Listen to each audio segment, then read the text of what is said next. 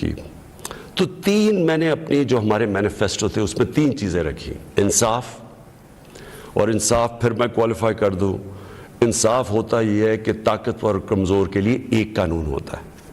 اور جو نبی صلی اللہ علیہ وسلم نے کہا تھا کہ تمہارے سے پہلے بڑی قومیں تباہ ہوئیں، جدھر طاقتور چوری کرے تو اس کو سزا نہ ملے اور صرف کمزور چور، چھوٹا چور جیل میں جائے. انہوں نے کہا قومیں تباہ ہو جاتی ہیں. تو جس طرح حضرت علی رضی اللہ تعالیٰ نے کہا تھا کہ کفر کا نظام چل جائے گا لیکن ظلم اور انصافی کا نظام نہیں چل سکتا.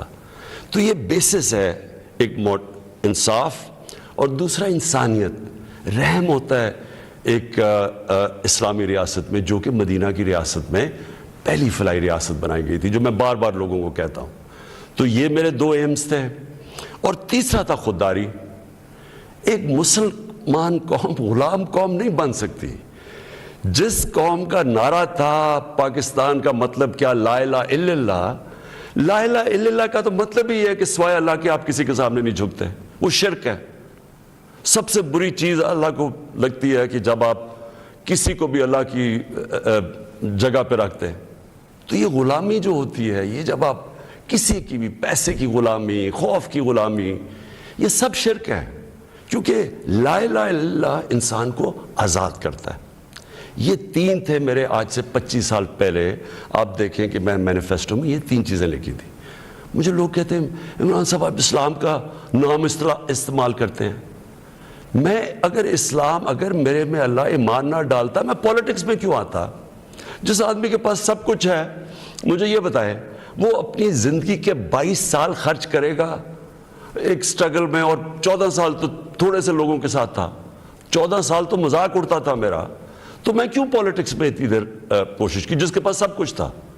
مجھے اتنے لوگوں نے کہا کہ عمران صاحب آپ کو ضرورت کیا تھی پولیٹکس کی؟ میں یہ سچ آپ کو بتا رہا ہوں. بار بار مجھے لوگ کہتے ہیں آپ کو پولیٹکس میں آنے کی کیا ضرورت تھی؟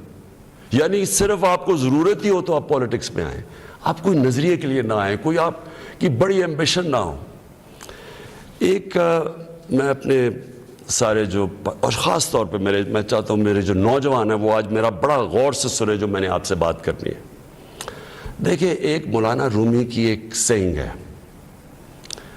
مولانا رومی کہتے ہیں کہ جب اللہ نے آپ کو پر دیے ہیں تو آپ کیوں چونٹیوں کی طرح زمین پہ رینگ رہے ہیں؟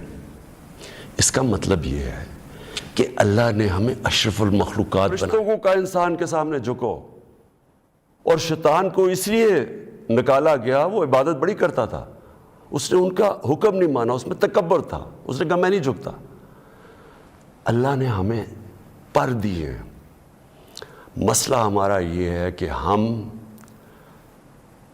کیونکہ ہمارے میں ایمان کی کمی ہوتی ہے، کیونکہ ہم اور خداؤں کی پوجا کرتے ہیں، جو سب سے بڑا جو شرک ہے وہ پیسے کی پوجا کرتے ہیں، خوف کی پوجا کی، جو وہ بڑی سپر پاور ہے، اور اگر ہم نے یہ نہ کیا تو ہم تباہ ہو جائیں گے. یہ خوف کا بت ہے.